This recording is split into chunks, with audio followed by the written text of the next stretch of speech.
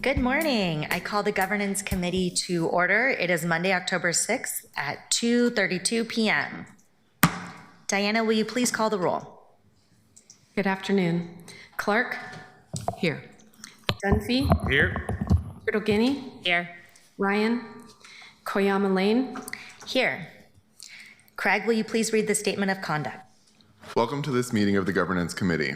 To testify before this committee in person or virtually, you must sign up in advance on the committee agenda at www.portland.gov/council/agenda/governance-committee or by calling 311. Information on engaging with the committee can be found at this link. Registration for virtual testimony closes 1 hour prior to the meeting. In-person testifiers must sign up before the agenda item is heard. If public testimony will be taken on an item, individuals may testify for 3 minutes unless the chair states otherwise. Your microphone will be muted when your time is over. The chair preserves order. Disruptive conduct such as shouting, refusing to conclude your testimony when your time is up, or interrupting others' testimony or committee deliberations will not be allowed. If you cause a disruption, a warning will be given. Further disruption will result in ejection from the meeting. Anyone who fails to leave once ejected is subject to arrest for trespass. Additionally, the committee may take a short recess and reconvene virtually. Your testimony should address the matter being considered. When testifying, state your name for the record. If you are a lobbyist, identify the organization you represent. Virtual testifiers should unmute themselves when the clerk calls your name. Thank you. Thank you. In today's meeting, the Governance Committee will hear about the citywide practices recommended by the Advisory Bodies Enhancement Project, listen to public testimony about advisory bodies and the recommended citywide practices, and then finally discuss a potential policy process flowchart recommendation to improve coordination between council and the city administration on policy development. All right, now we'll move into chair and vice chair announcements. I first want to acknowledge the events over this weekend that have had a significant impact on our city. I am so proud of us as a community.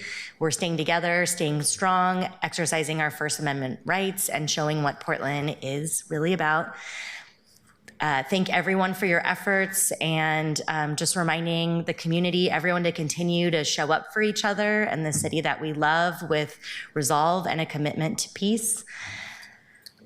Also on September 30th, the city administrator and chief engagement officer, Amanda Garcia Snell, provided a follow-up on recommendations to the city administration from GTAC, also known as the Government Transition Advisory Committee. Of those recommendations, I'd like to highlight 2 key areas: citywide strategic planning and community engagement in the city's new budget process. On citywide strategic planning, I'd like to mention to my fellow councilors that council visioning and shared goals will be necessary to shape citywide strategic planning.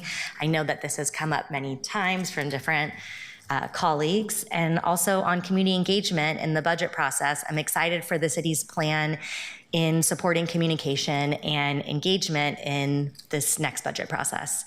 So I hope that community engagement will be baked into the creation of the mayor's proposed budget, and that the budget presented to council will include how community engagement will be incorporated and has been incorporated, and how it'll be built into the budget before it's presented to us as council. I don't see Vice Chair Ryan on our meeting yet. I think he might be joining us a little bit later. And so, Diana, will you please read the first 2 items together? Sure. Item 1, Advisory Bodies Enhancement Project Update. Item 2, Advisory Bodies Enhancement Project Public Testimony. Thank you. Colleagues, I'm excited to welcome back Amanda Garcia Snell and Julia Meyer to the Governance Committee today. Amanda and Julia provided an update on the Advisory Bodies Enhancement Project at our September 8th meeting. They've since released the 3rd project update. If you haven't gone to see the website for the updates, it's great. There's a ton of information on there. Today, they will present on some of the citywide practices recommended in the project updates. And we'll also have an opportunity to hear from one of our colleagues, I think, is going to join us, another counselor, also hear from the public, and then we'll have some time to discuss as a committee. All right, over to you, Amanda and Julia. Great, thank you. Good afternoon, counselors. For the record, I'm Amanda Garcia Snell, Chief Engagement Officer. Thank you for having us back to the Governance Committee for this opportunity to share a bit more detail with you about the Advisory Bodies Enhancement Project and to hear from community as well. Again, I'd like to extend appreciation for my colleagues, Julia and Ocean, and all other staff and community members and counselors who have supported this project. Today, we're here to share the latest on the Advisory Bodies Enhancement Project, an initiative and set of deliverables that, as you mentioned, Chair Koyama-Lane, that we began with your approval this past spring.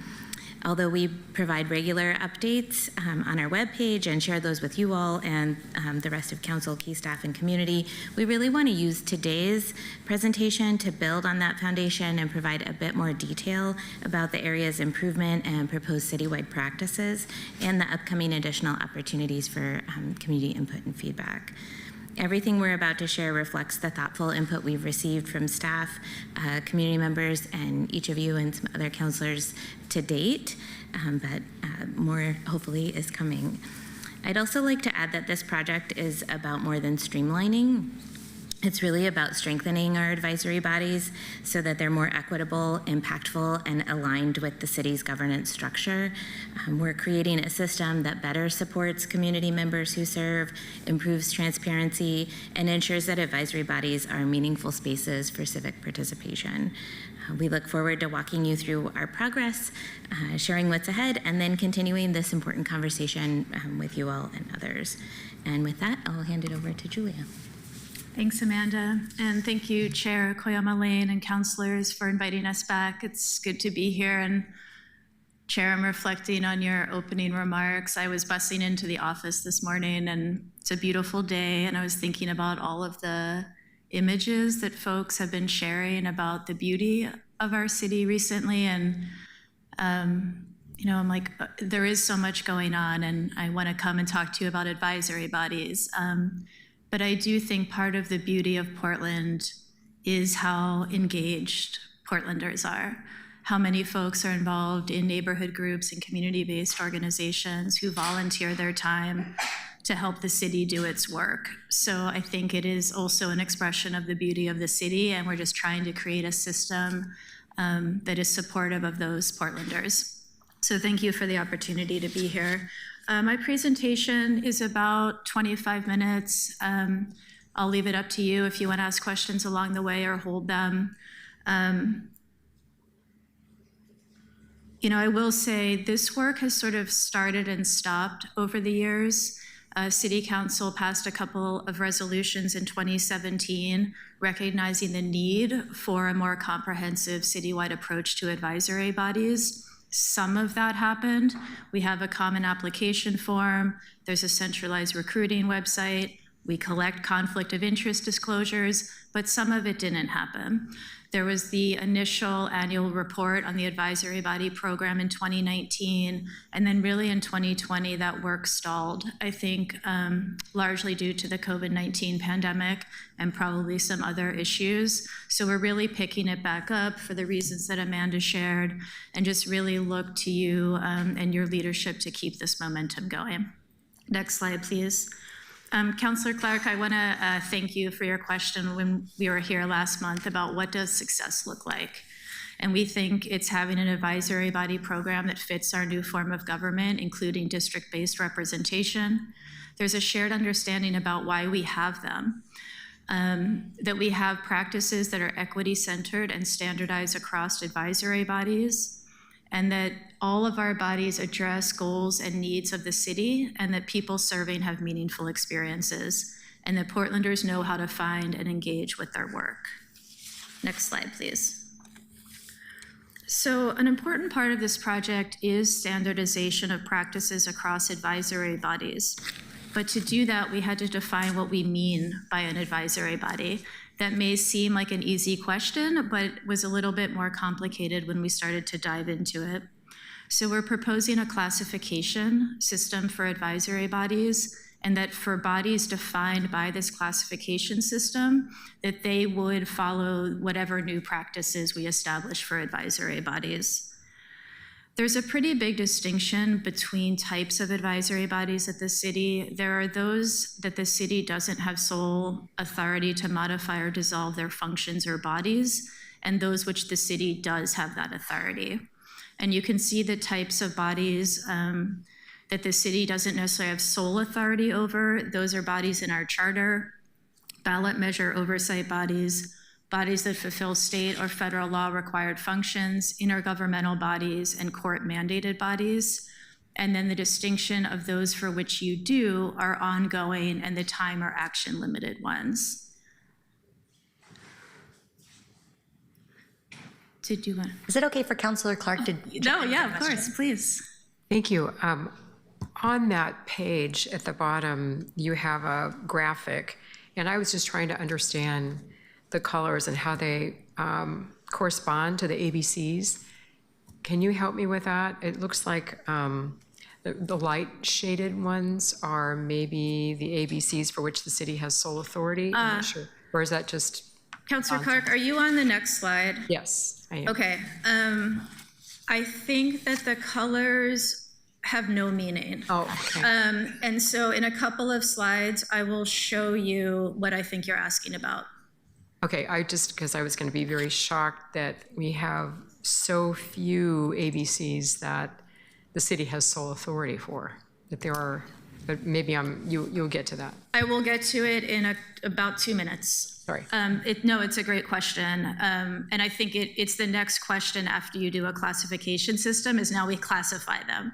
And so in our most recent report, we have a list of all existing advisory bodies by these classes and subclasses. But I'll get to kind of the percentages in a moment. And I will say our next step in classifying is to begin to separate those within council's legislative authority from those within the mayor's executive authority as another way to look at the types of advisory bodies.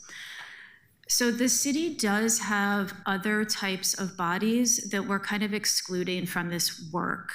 Those are bodies comprised solely of city employees, bodies that are more informal sounding boards. That could be a one-off or short series of engagement with a community. We're also not talking about interagency bodies where maybe one of you is the sole representative, and then time or action limited bodies that are exempt from public meetings law. So that is sort of the whole universe, but we're really talking about the ones that you see in this classification system. So next slide, please. In this classification system, we are showing 92 advisory bodies. To Councilor Clark's point, I think these colors don't mean anything underneath, so don't pay attention to them. As part of this project, the service areas are reviewing and assessing their existing advisory bodies, which thank you to our service area liaisons who have really been putting in a lot of work. And part of the goal of an assessment of advisory bodies is to come up with an accurate inventory of the bodies that we have. So this 92 number might seem larger than what you've seen recently, and that's for a couple of reasons. So we are including inactive bodies that still exist on paper at the city. We're also including a handful of Prosper Portland bodies, and it includes bodies that convene only periodically, something like the Independent District Commission that only convenes after every US Census. We still have it on paper, even though it isn't up and running right now. The city, unfortunately, really hasn't kept good track of the number of advisory bodies over time, so I don't have good comparison data to share with you, but at least now we know how many we have right now. And our next step is we are collecting member lists for all of these bodies, and we currently have the member list from 53 of the bodies, which translate to exactly 530 members. So I think we're probably going to end up somewhere with 800-ish folks serving on the city's advisory bodies. Next slide. We're almost to your question, Councilor Clark. So these are the existing advisory bodies by service area or office. That's where they sit in the city's organizational chart. It tends to be where the staffing of the advisory body comes from. The vast majority of the city's advisory bodies are in the 4 service areas, almost 90%. We have 40% in community and economic development, 22% in public works, 17% in public safety, 10% in city ops, and then the remainder are in the mayor and city administrator's office, the office of the chief financial officer, and the auditor's office. Next slide, please. And this is Councilor Clark's question. These are the advisory bodies by type. So, Councilor, to your question, the 41%, the biggest chunk, the 41%, that's ongoing advisory bodies within the city's sole authority, plus the 22%, the next biggest pie piece, which is time or action limited advisory bodies also within the city's sole authority.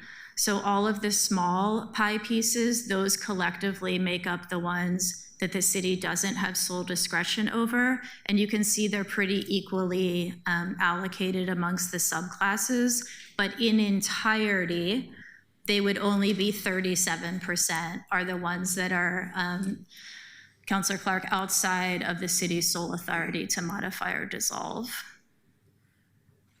Does that answer that question maybe before I move on? Okay. Vice Chair Ryan is hoping to jump in. Yeah, just to bring that question to a further illustration. So I just came from the Portland Children's Levy Allocation Committee meeting, and that was a committee formed in the advisory board through a ballot initiative. It's a restricted account, not a designated account, so it has its own financial firewall since the money's come in for a direct purpose. Yeah. So does that come under where would that land? That is in your ballot measure oversight body. It's the 7% in Right this here. pie that's shown in what looks like a gray to me. So they're a different animal then, okay, got it. 100%, and that's actually a really good example. There's other bodies. They tend to be oversight bodies of ballot measures that had money attached to them, right? Levies or bonds. And part of the ballot measure was we are going to create an oversight body. So it's required by the ballot measure that Portlanders voted on. So that's what we're including. Yep, children's levy, arts access, housing. The tricky part with that is that some have funding that come from the taxpayers connected to that actual initiative, and some were mandated through the action of the ballot measure that's supposed to come from our operations. Okay, thanks. Yeah. Yeah, okay. Next slide, please. So in addition to creating an accurate inventory, the service areas are also assessing the existing advisory bodies to identify any that are inactive, which are already in this list, and we can tell you which ones are inactive if you're curious. Ones that might be outdated or redundant, ones that might be able to have sunset clauses, even though they're created to be ongoing or permanent, and then to come back with any recommended changes to their existing advisory bodies. That review and assessment has already shown some early areas of improvement. They're listed on the slide. I won't go through them. But the findings from the assessment, as well as all of the service area recommended changes, will be shared later this calendar year. And I think what we're finding is there are opportunities for improvement in the system that we have, and we're trying to create citywide practices that are responsive to the areas of improvement that folks are experiencing on the ground. Next slide, please.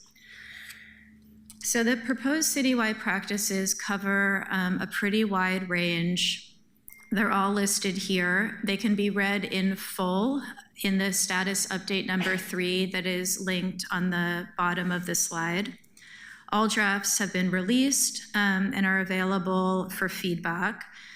I want to make a couple notes before we get into them, Gesundheit. The first is that establishing and managing practices of advisory bodies requires action by both the legislative branch and the executive branch.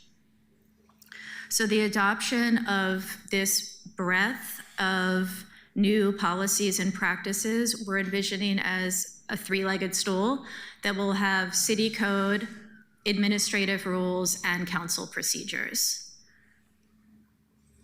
So it's there's a lot going on, but I want to talk about the universe of what we're envisioning, regardless of where it falls in that three-legged stool, so you understand you understand it holistically. And the other thing I would note, and this is based on some community feedback we've already received, is this range of practices includes very internal things to make our work more efficient inside the city, and things that are more impactful to community members who've applied or may want to serve on an advisory body. And I'm also just going to talk about all of them because I think they're important, but recognize it really does represent policies and practices that will have different adoption mechanisms across both branches of government and practices that may impact community members more and less. Next slide, please. So Amanda spoke to this, so I won't really go into it.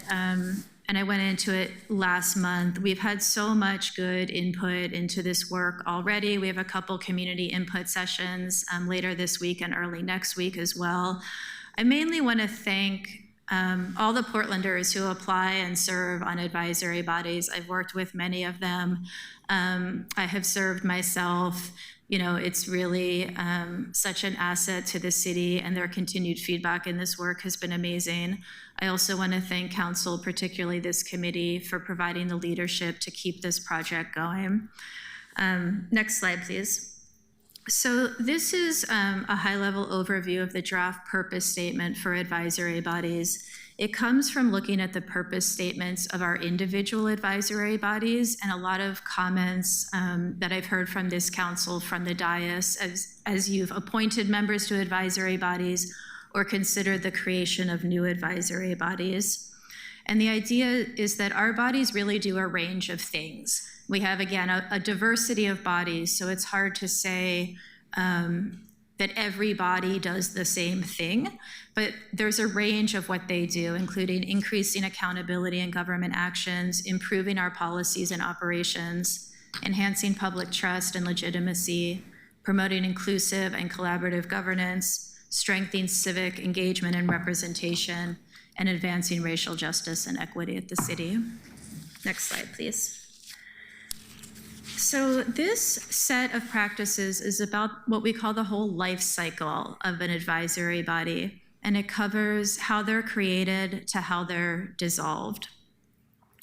And for creation, what we really want is greater consistency in how advisory bodies are created at the city.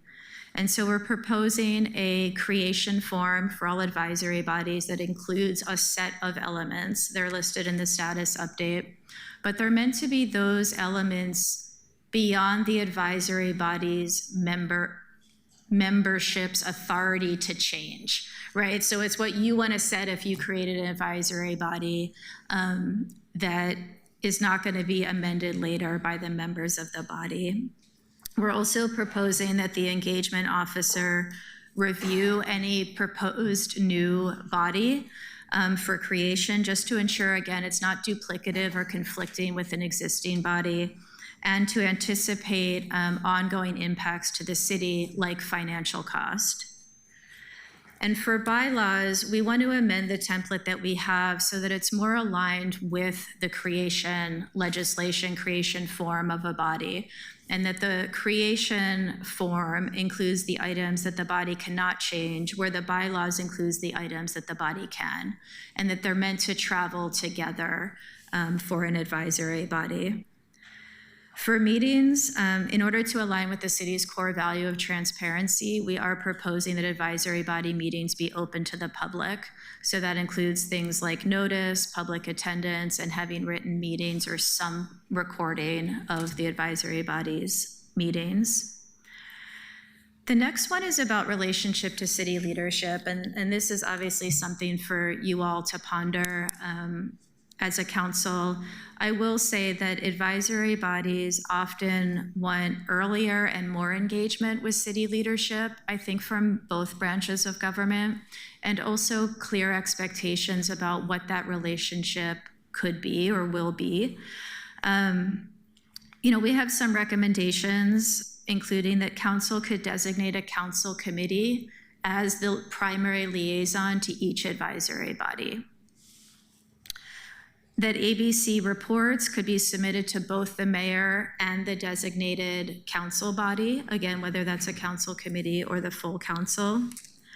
And then really finding proactive opportunities offered by leadership for advisory bodies to give advice.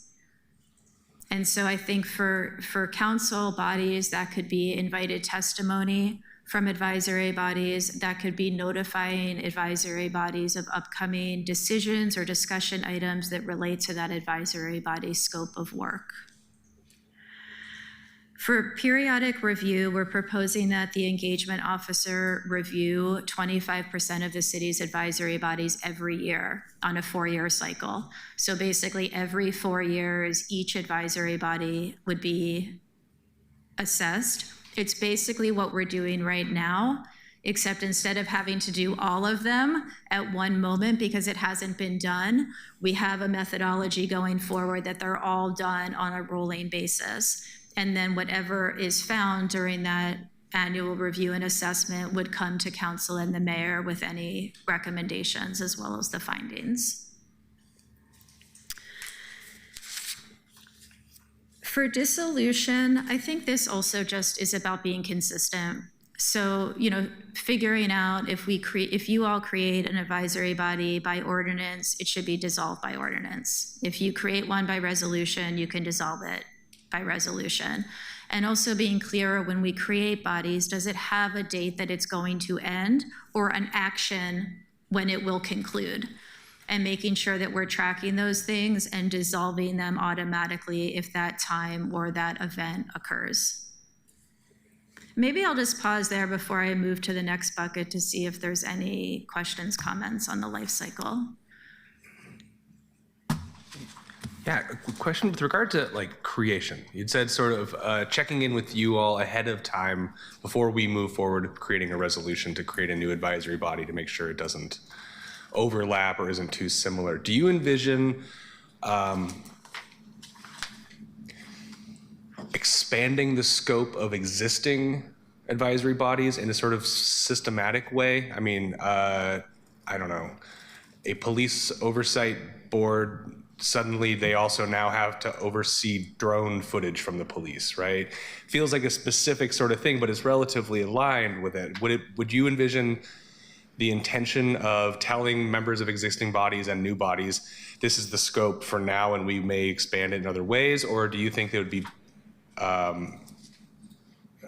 better to have certain clearer, more defined roles that are tighter and narrower so that there isn't that overlap or need for expansion? So that was kind of a muddled question, but get what I'm kind of going for. Take it. Go ahead. A couple of things. First is that a consistent problem that I've heard from advisory bodies and I've seen firsthand is a lack of clarity about purpose. Sure. So I don't think being more muddled about purpose during creation is helpful. That doesn't mean that the scope of an advisory body can't change over time based on the needs of the city. And I think it's less about maybe the creation, where I would probably promote greater clarity of purpose. And it's more about, again, creating practices like periodic review of existing bodies that allows us as a city to assess whether bodies are continuing to meet the need. It's the same need or goal that we thought at the outset, or that there is a new city need or goal that we want to take into consideration and consider changing the scope. But the change of the scope should also come with clarity. Does that answer the question? I mean, yes, it's a tough hypothetical that I'm sort of throwing at you, but I'm also just envisioning, I think it's, on the one hand, I think it's nonsense for us to have 300 different advisory bodies where it's very, tiny and niche, and these things live forever because we don't put an expiration date. And I've seen that happen, right? Blue ribbon commissions and other things like that. On the other hand, I wouldn't want to just have something so generic that it's a PBOT advisory committee, and then anything that is transportation related suddenly gets thrown into that bucket. So it's a careful balance, but I'm interested to know, do you envision this being retroactive also? I mean, do you think setting some of those parameters around existing, going back and redefining what a certain advisory body is and maybe what it isn't, or maybe even getting rid of some of the ones proactively as we scope them? Yeah. Yeah, so I'll start and Yeah, chime in. please. So yes, the answer is yes. I think what we're really thinking about is what are those criteria, what are those questions that we're asking in the creation of new bodies, and as we define that a little more and we get further down this process, we'll also be looking at existing bodies in that review process, if not sooner, to say, where are we a little fuzzy, or where are we not even really answering these questions, and what are those conversations? So I think because there is such a vast difference in what the various bodies do and what purpose they serve, I think that will look really, it's going to be hard to bucket a little bit in the beginning, and then as we move forward and start to really ask those questions in advance, I think we'll see more clarity for each of the bodies. In your example, one of the things that I would offer is that I think, we're not ever going to probably get to a place where one size is going to fit all for the creation, and so I think there are some things we can think about around, is this a time-limited subcommittee, or is this so specific that we need to think about a different type of, organizational structure, something like that? I mean, I think there's room to have those conversations. I would just, for my own 2 cents, I think that having a default position where there is an expiration is actually probably great, and that we have to proactively say, and this body lives in perpetuity. And also, I personally think that I saw in your chart, I think it was 8% of the advisory bodies either report to the mayor's office or to the city administrator's office. I feel less worried about the city administrator, but I don't like it when an elected official's office is also responsible for something outside of the scope of what their office is typically. And I would sure love it if, as you are moving towards, what the best practices are and what the bookends on what your program to be, that these things do live in a bureau, that these things do have a responsibility not to an elected official, because we've seen over and over really good intended things that no bureau actually wants to own, and then it lives in the mayor's office, and then that mayor goes out of office, and now it's like, where does it live? It's how we got a film office at Prosper Portland. Love having a film office. Why, the history was a little complicated. So trying to limit our creativity, I think, is actually probably a good idea. So thank you. Thank you, Councilor. Councilor Clark? Thank you, Madam Vice President. I actually was going to say pretty much the same thing that Councilor Dunphy said. I just think as a matter of course, you should have a sunset. I would just throw my weight behind a sunset all the time. I think it's going to be appropriate most of the time. And you can always reevaluate and re-up. But let's get the sunset in there. And then in the course of your annual review or evaluation of 25% of the committees, I really hope, now this sounds really harsh, but that you remove the dead weight. Dead weight is probably not the right term. I can't think of, those that are really no longer functional, no longer needed, that I really thought a part of this process would be to let things sunset and assertively. So just want to throw my 2 cents in there too. Yeah, thank you for that. And I'll just add that as part of the assessment that we're still working on, service areas have started to think about recommendations for the advisory bodies within their under their umbrella, and so those conversations are continuing with the DCAs and myself to really better understand what is the full breadth of those recommendations. And in some instances, that may look like dissolution or combining several bodies or things like that. So I think we will be coming back to you later or sharing in whatever way you want, what those recommendations are really proposing. Vice Chair, go ahead. Yes, thank you, Vice Chair. And also thank you, Amanda and Julia. As always, this is really wonderful to respond to what we're looking at. You've done a lot of work. I'm getting at looking at the ABC one, then it goes into the life cycle of the ABCs. That's where we stop. So I'm looking at both of those.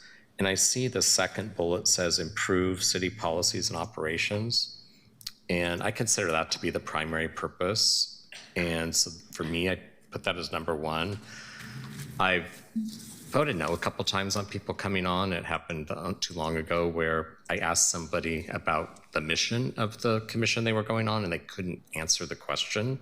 And I wondered why they were applying for this, and it felt like a rather political appointment, if you will, as opposed to somebody that was excited about serving this primary purpose.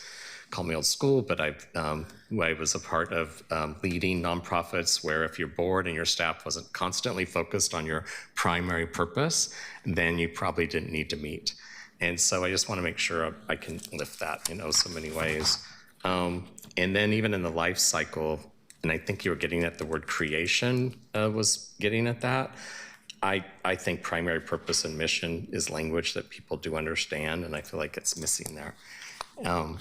And so that's the problems we are usually trying to solve. What we're trying to do is improve the services to Portlanders. That's the deficit the city's been in, especially the last 10 years, is our services to Portlanders, our primary purposes of what we're supposed to provide Portlanders is not as satisfactory as it used to be. And so I can't think of a more important time that we get focused on that again. And I'm not completely seeing that kind of language here. And can you tell me if I'm missing something? And I'm used to new words that say the same things. And that's what happens as you keep experiencing life. And maybe maybe the word creation is supposed to be saying that, but it's not working for me. Yeah, I mean, I don't know if, thank you, Counselor, for the question. I think 2 out of the 3 things you were saying feel like simple clarifications we could make. And the third maybe is as well. So we have our full status update, which is much longer than the PowerPoint that we're going over today. We do have a set of elements we're proposing go in any creation form. And number 3, after name and what kind of body is it, is the body's purpose, powers, functions, and responsibilities, all stated with reasonable specificity. And maybe it's the body's purpose and mission. If that, I don't think we were trying to exclude mission. I was using the word purpose as a proxy, I think, for what you mean by mission. Primary purpose, mission. Where's the word purpose in these 2 documents? Page 15. I'm just talking about the 2 slides, I guess. Oh, it's not, yeah. It's in the deeper appendix. Yep. Okay. I don't want to waste our time with digging into that. No, I think that it could say the body's purpose and mission too. Yeah. As long as that's lifted. And then I'll pause on other questions because we haven't got to the composition yet. So thanks for Well, and I think taking a pause and letting us ask questions. Yeah, your question about, applicants' knowledge about the mission of a body is something we could get to in the composition section. Yeah, if you're not feeling the passion around the content of the area that you're serving, then it just seems like it's not a good fit. And as you know, I always think that you can find people out there to represent that focus that are demographically represented everywhere. You just have to work sometimes harder to find them. So I've never been, as you know, Julia, because we've known each other for a while, I don't believe in stereotyping a content area with a certain group of people or that it's monolithic within that. So, I just want to make sure we keep opening up to that type of creativity, which brings us more talent and primary purpose focus. Thanks. Thank you. Yeah, okay, let's go to the next slide. This is, to Councilor Ryan's point, this is about the composition of bodies, and it is recruitment all the way through confirmation. I will say that composition of different bodies may work different ways, right? Is it a council-made body meant to advise council? Then that doesn't stop at mayoral appointment, right? But I'm going to go over the situation that maybe is more common, which is mayoral appointment and council confirmation.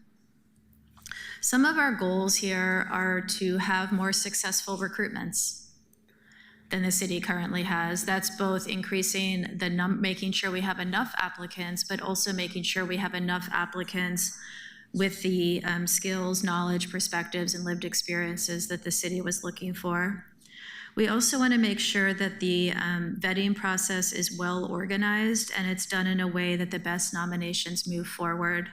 And finally, we want a consistent approach so that the city and the applicants know what's happening along the way and that we timely confirm appointments.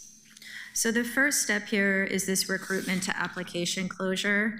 I'm just going to highlight a couple of things that maybe I've seen come up in this calendar year. Is you can have a creation legislation of advisory body that sets out certain qualifications. You know, we're looking for this type of profession or something else. But there may be things like certain perspectives or lived experiences the city is looking for beyond those qualifications that are written down in the creation form. And so because you have two branches needing to collaborate in appointment and confirmations, it may be healthy to discuss between the branches what you all are looking for beyond the qualifications in the creation form, so that before recruitment happens, folks know what they're looking for and then are vetting for those qualifications. We are also recommending that we move from ongoing recruitments to recruitments at fixed times per year.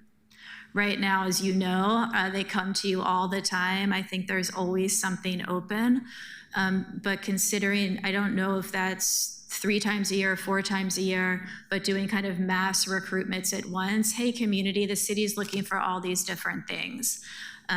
Rather than doing it all the time. And we would probably have to make exceptions if a body really needs a member to have quorum and it's a decision-making body. And the second step is application closure to appointment. That's when, you know, teams review, score candidates, maybe conduct interviews. The points I want to call out here are really, this is the time that once you have the qualifications that you're looking for, it's also where we can look at the diverse geographic representation of the folks with the qualifications, making sure you have a spectrum of views of the candidates that are moving forward. And then, as you know, the mayor chooses the appointments to recommend to you all for council confirmation. The final step is appointment to confirmation. You know, we've seen this happen in 2025 a lot, so I'm not sure we have very different recommendations from how you've been doing it, but the designated council committee to an advisory body would further vet mayoral appointments. There'd be an expectation that the appointees be present, which means they could be virtual, they could do a recording if they need be, but an expectation that they're available for that council committee so that folks can have a conversation with the appointees. The council committees act by recommending council confirm or refuse to confirm. That council typically votes on the confirmation as a slate, but that we don't set the expectation that appointees are expected to appear again before the full council. We're recommending that appointments come to the full council on the consent agenda, and that confirmations at council would also be aligned to the fixed recruitment schedule, so that maybe we could get to more consolidated confirmations by council and not have them coming at you all the time, recognizing again there may have to be some that come off cycle, and that also we would want to avoid any of those fixed times of confirmation during your budget season. And maybe I'll pause there. I don't know, Councilor Ryan, if you had a question on the composition before we move on. Go ahead, Councilor Dunphy.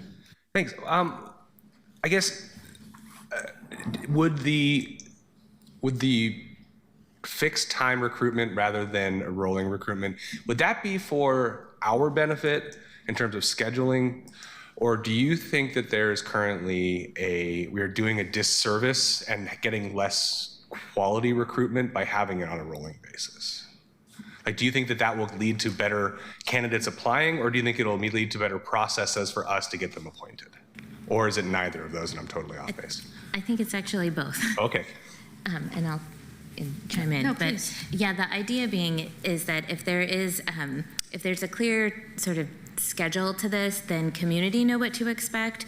And as people express interest, or as staff are out in community and have an opportunity to talk about with folks or you all or your staff, where there may be a connection that could be made of, someone's expressing interest. Oh, hey, we have this advisory body. It just helps so that people know what to expect. They can be thinking about that. Community partners can get to know that schedule, share that with the service populations that they have. And so there's just a little more standardization to that. It also helps staff to know what to expect and to be able to plan how to do that. I would add that if we go to this, if this is the direction that we hear from you all and that we move towards, I believe we would still collect applications year-round. So you could apply anytime you were inspired to apply, but it would be more clear that the review of applications would happen during these recruitment periods. That is something that we did in the jurisdiction where I came from, and it seemed to be pretty helpful in terms of people knowing what to expect, and staff as well being able to plan around getting on committee and council agenda. Anything? I'm pondering if I want to add anything. I definitely think it's better for community. I mean, I'm imagining these amazing city sort of communications where we can say, here's like 20 bodies we're looking for folks. Like, do you just want to serve the city? And folks could even maybe have one online application and they could apply to multiple bodies. And, we could work with community partners to disseminate the opportunities so much more easily. I actually it may be hardest on staff. Like, let's say you're staff to multiple advisory bodies, running recruitments is a lot. And so you're having more at once. I'm not going to say that might not put a pressure on staff. We do hope that it is helpful for council, so that you're sort of have more consolidated time where you're doing confirmations, but also you would be maybe better positioned to evaluate trends in appointments or confirmations if they came to you not one person, one person, one person. Vice Chair Ryan. Yes. Thank you, Madam Chair. So I can't think of anything more important than the composition of these bodies to really allow us to have success. So it's such a big deal. And when I had the opportunity to help recruit as a commissioner, it was something that I took very seriously. It was very fun to redo DRAC as one example and really increase the number of people of color serving on that who also had lived experience in construction, manufacturing, and architecture, and all these amazing content areas that are needed when you're on the DRAC board. So two things can be true like that. So my priority regarding how we develop criteria for boards and commissions is to ensure that we have qualified individuals advising our city operations. I know we all want that. I will say that I want to make sure that we have a good cross-section of representation from the community in those groups. I think we all want that as well. Another priority is that we strive to depoliticize advisory bodies. This is when it gets a little more exciting. We should appoint people to advisory bodies who have reasonable objectivity, recognizing everyone has biases. We need to have biases identified to understand what they are. Therefore, council can make an appointment with eyes wide open. To that point, I agree with the idea of adding some additional questions to the application process so that we understand bias and ensure transparency. Specifically, you mentioned these, and I agree with. Ask whether the applicant is a registered lobbyist with either the profit or the nonprofit sector, whether an applicant or member of the applicant's household or the applicant's employer receives city funds or is applying for city funds. Those are the kind of transparency, that type of transparency information that has not always been available when we are asked to make an opinion on someone serving on a body. Thanks. No, thank you, Councilor Ryan. And you'll see this maybe towards the end of the presentation. there's adoption of the policies and practices, and then there's implementation, right? And getting all of our bodies into alignment with the new citywide practices. And part of that really early work is we have got to update all of these resources that we have for applicants, for members, and for staff. And probably where I would start is the applicant side, right? Like what's in our application, what's in the conflict of interest disclosure form that you fill out with the application, and the demographic survey that all travel somewhat together. Maybe not the demographic survey. Councillor Clark. Thank you, Madam Vice President. I, too, really like the consolidated recruitment. I think it's a great idea. It's streamlined, better for us, better for the public. So I strongly endorse that. And Julia, to your comment about people just throughout the year submitting an interest form, I think that's a great idea. I think we did that when I was in the governor's office, and maybe you did too, Council President. We had just this giant notebook of people across the state that wanted to be of service in some way, shape, or form. And then we referred to that compendium and looked for people and tried to plug them in the right places. And then there were other ways of doing it too. But I think that's a great idea because there are a lot of people out there that want to serve and don't have a particular issue or axe to grind or anything like that. Anyway, I like that. I did want to ask you a question, though. I'm looking on page 24, right above consolidate recruitments. You're suggesting that we begin vetting when there are enough applicants. Vetting does not begin until there are at least 2 applicants per seat. Do you want to say something, or can you say something about that, your thinking behind that? Yeah, thanks for calling it out, Councillor Clark. It's my understanding that currently a fair number of our recruitments are considered by the Office of Community and Civic Life to be unsuccessful. And I think that can be both inadequate numbers of applicants or inadequate qualifications, viewpoints, some of the stuff that Councillor Ryan was talking about. And it seems to me that at least numerically, we probably should create a threshold. So if we're recruiting for 1 person and we get 1 applicant, do we now review and score them?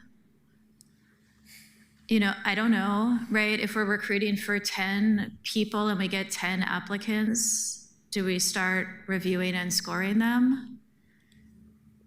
Right, so I think, and I'm hoping that consolidated recruitment, to your point, helps community, right, know about the opportunity, or we have this ongoing way, right, where folks are identifying themselves as being interested in serving, that those numbers go up. And we're not moving forward with vetting and bringing folks to you all for confirmation when the applicant numbers were equal to the numbers of seats to be filled. I won't tell you if twice as many applicants to seats is the right number. Should it be 3? I don't know, 4, right? Some really successful recruitments we've had recently, it's almost 10 to 1. But that's very rare at the city, very rare. So I think we should start with a threshold, but make it relatively low. And if we start getting to the point, we'll talk about how we get to KPIs and stuff, but if we get to the point where we're constantly exceeding that, maybe we bump the threshold up. Thank you. Council President.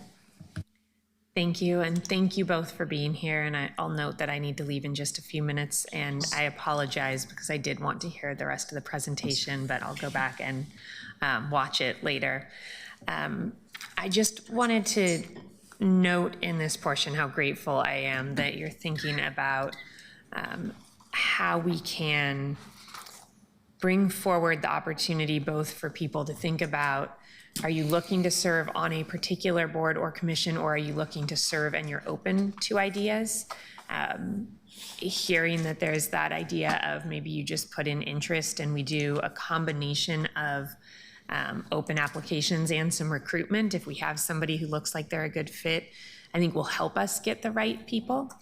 And I also think it will help us, as you pointed out, with better monitoring from the council perspective, the trends coming forward, because while I want each candidate to be the absolute best candidate for each position, I also want us to be able to think about how the city is moving holistically and who is influencing that movement, not just on a board by board, commission by commission level, but also holistically across a service area. And I think that this, combined with that committee vetting process, will allow us to do that. I do want to make sure, I think having more applicants generally a good thing, but if we do have people who are expressing interest and we're doing a little bit of the matchmaking also and that recruitment, I want to make sure that we don't get so tied to a ratio of applicants to positions that we miss the opportunity to move forward with somebody who we have in that recruitment process if they are truly the right person for the position. And if we're trying to batch our recruitment processes and have recruitment periods, I would hate to have us holding on to the name of somebody who expressed an interest in serving generally, who we think would be a great fit for a board or commission, but because we haven't gotten other applicants, we wait to move them forward and then have a hole on a board when we could have had a great person there. So I don't know how we set that KPI, but also allow for flexibility in the way that you're bringing things forward. But I would just encourage us to both hold ourselves to a high standard, but also move when we have the right person. I think we could strike that balance. Yeah, your point's a good one. Thank you. Yeah. Okay, so if we could go to the next slide, maybe I won't dwell here too long. This is the final part of composition, which is how we increase the diversity of our applicants, our members, and those we retain as members. So some components that might be new here is we want to collect and track the demographic data of our members. We currently do not do that. We only collect the demographics of applicants, but we have no idea how that's translating into the membership pools. We can target recruitment, certainly if we find that areas of our community are underrepresented. We want to reduce barriers to folks serving. To kind of Councilor Ryan's point, ensuring a spectrum of views on the advisory body's pressing issues and a diversity of skills, knowledge, and lived experiences. Certainly promoting diverse geographic representation. And then to the council president's comment a moment ago, having council oversee these metrics over time so that you can do some evaluation and course correction if it's needed. Next slide, please. So this is the final bucket of practices, is all things related to service. The expectations we have of those who serve, those who are restricted from serving, and the supports that we provide for those who serve. I won't go through all of these expectations. Maybe to call out some things that are new, we would like to expand the set of onboarding trainings provided to members. And right now, if folks are familiar, they're provided, it's an online training. You watch a video and then you take a quiz. We'd like to provide them a little bit more engaging virtual and in-person trainings, which again, one of the things I like about fixed recruitment schedules is we could actually onboard folks across different advisory bodies at the same time, which right now folks don't get to interact with other advisory body members that much. Something else that's new here is we are proposing that members sign a participation agreement. I've seen these in other jurisdictions. We'd have to obviously make one that fits the city of Portland, but it's saying, yes, I understand the expectations of me as a member. I thought Councilor Ryan wanted to say something. Should I go on? Okay. I'm just really curious all the time. This is, is it okay if I just flag? We have about 14, 15 minutes, and we still have a couple people here for public testimony, and Councilor Canal also. I know we've been able to ask questions along the way, which has been awesome. I think which will help us get through, but just wanted to do a time check. Yep, I will move along. If we go to the next slide, I won't go into the content of each of these, but we are proposing standard practices for who is eligible to serve and who is restricted from serving in each of the areas on this screen: residency, concurrent and consecutive service, familiar relationships, elected officials, employees, and candidates for office. There's different purposes behind different ones of these, right? Residency is about a certain connectedness to Portland. Concurrent, consecutive familiar relationships is really about trying to diversify the Portlanders and the experiences that we have on our advisory bodies. Elected officials and employees is more about recognizing that the primary purpose of advisory bodies is community participation, not city staff and city elected officials' participation. And candidates for office is to address what I know you all have talked about at this dais before, and so have previous councils, to try to get to a point where we have consistency and shared expectations about who's eligible to serve. I will say, if we move forward with some of these restrictions, we would still propose that folks who are currently serving be able to continue their service through their current term and wouldn't become ineligible because we changed the restrictions during their term of service. Next slide, please. This is the final practice. This is just being consistent again with the supports that we provide to those who serve. I will say that while I think the city should have a menu of supports available, I don't believe that every advisory body or every member on a given advisory body requires the same level of supports, right? So it's about having a menu, making those easy to access by both the staff and the volunteers, but being flexible in our provision of these services. Next slide. So those were all of the practices that we just went over, and I will do one more slide here. Where do we go from here? So there's a lot on this slide.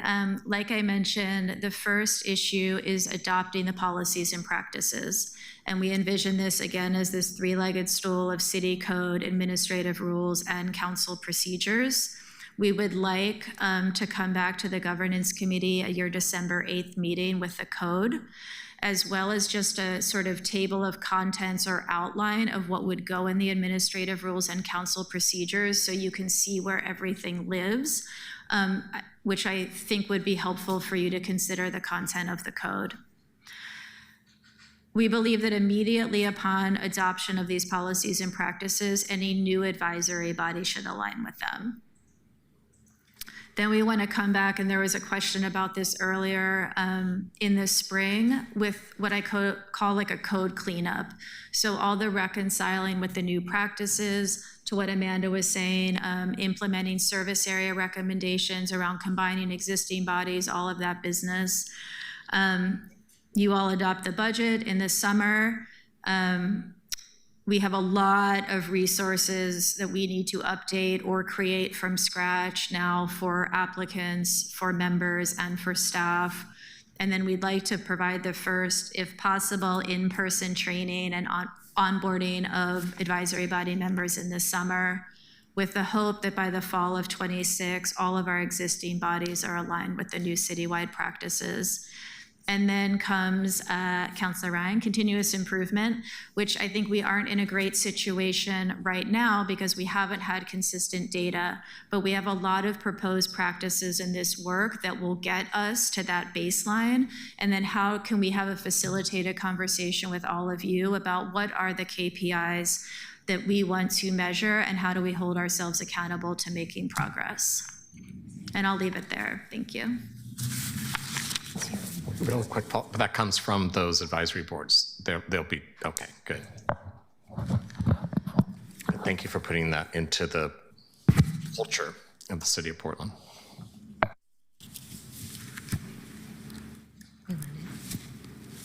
And we'll just put on the very last slide as we're stepping away here so that folks can see the opportunities to engage that are coming. Yeah, we do have 2 community input sessions this Thursday evening and next Tuesday, and folks can register online.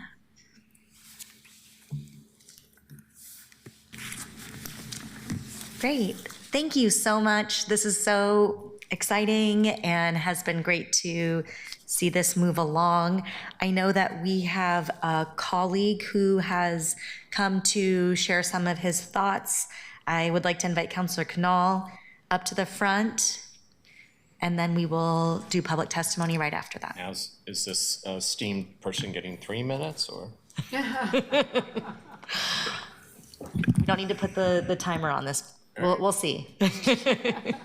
Thank you, Madam Chair, Madam Vice President, and members of the Governance Committee. For the record, my name is Samir Kanal. I'm a City Councilor representing District 2, North and Northeast Portland. I am also City Council's designated representative to the internal working group on this process, which I believe is the 5th phase or version of this project. And I mention that because prior to my election to the City Council, I worked at the city's Community Safety Division, now the Public Safety Service Area. I was the project manager for the city's Police Accountability Commission, which was a time-bound advisory body to the City Council. I'll just say it's taking me back in time to be on this side of the dais looking at 5 people right now, and one's even Councilor Ryan, after doing that for a number of years. And having worked in support of other mayoral advisory bodies and council advisory bodies, I was also a representative of the Public Safety Service Area to the 4th version of this project as well. I say all that to indicate I've been working in this area a long time, and I'm excited to see this progress, because although the fact that there have been so many versions could be considered a reason for despair, I'm actually quite hopeful, due primarily to the great work of the people who've just been presenting, our Chief Engagement Officer, Amanda Garcia-Snell, and Julia Meyer, as well as Ocean Hasso, who's sitting back there. Julia in particular has been a person who really is both an expert in and a supporter of community engagement at the city, and someone who's built some of our most effective neutral conduits of information from the public to decision makers. And so while there's probably plenty of details we could talk about or things left to adjust or discuss, on the whole, I'm strongly supportive of this project so far, both in terms of its direction and what's been achieved. I wanted to highlight a few things just to raise awareness. I do think it's important to continue highlighting that there are many, many more advisory bodies at the city than the 92 that are in the scope of this project. I'm interested in all the work within the project, but also clarity so that people understand that the other groups are something different, something separate from an ABC within this scope.